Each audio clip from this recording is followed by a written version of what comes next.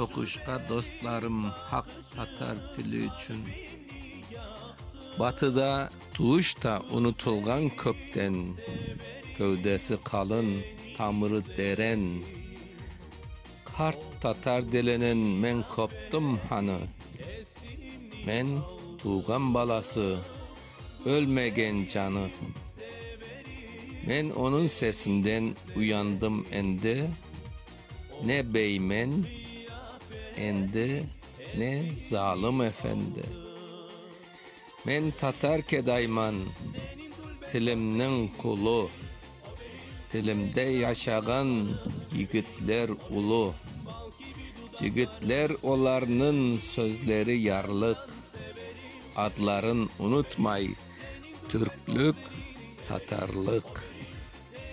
Bir gece düş gördüm bir Tatar üyünde.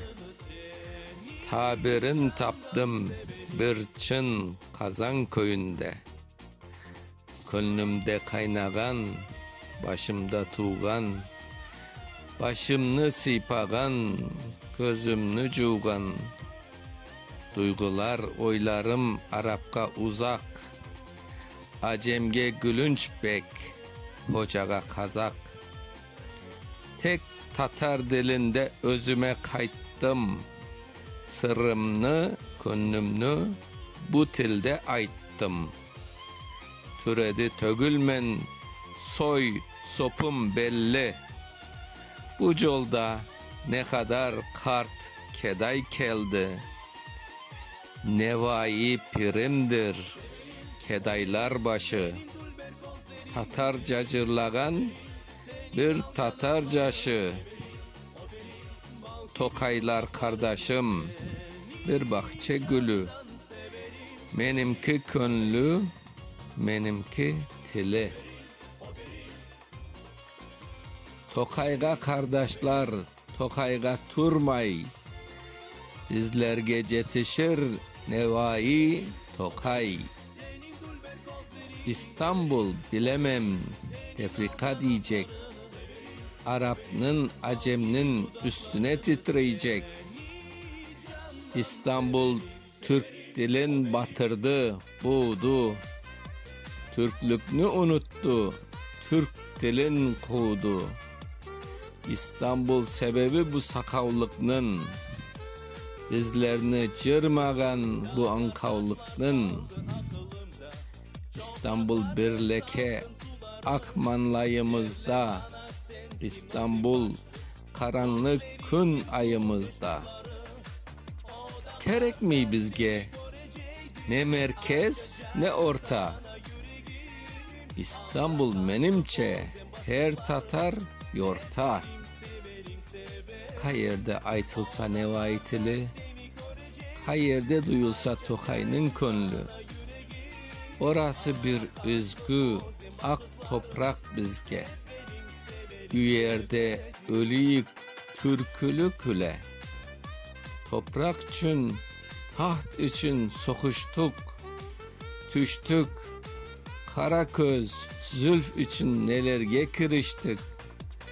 Tuğgan til kaldı tek davkesiz, öksüz. Tuğgan til kartaya, ölecek kart kız. Anayı östüre, aynını çalıp. Kart canık cırlaman, könlünü alıp.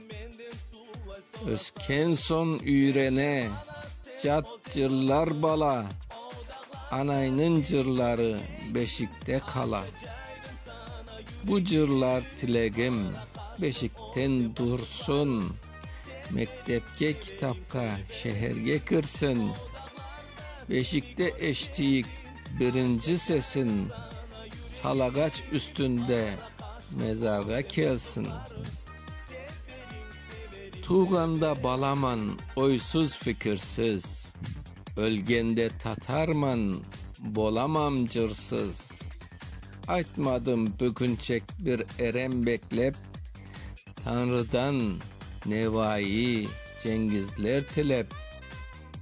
Sokuşlar sırası keldi keçe.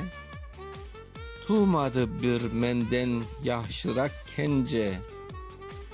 Koşunum dostlarım, az gana bolsa da, gün günden elime türlü cat bol tolsa da, batırlık baş gerek, başımını sıktım, tilkünün cavına kılıcım çektim.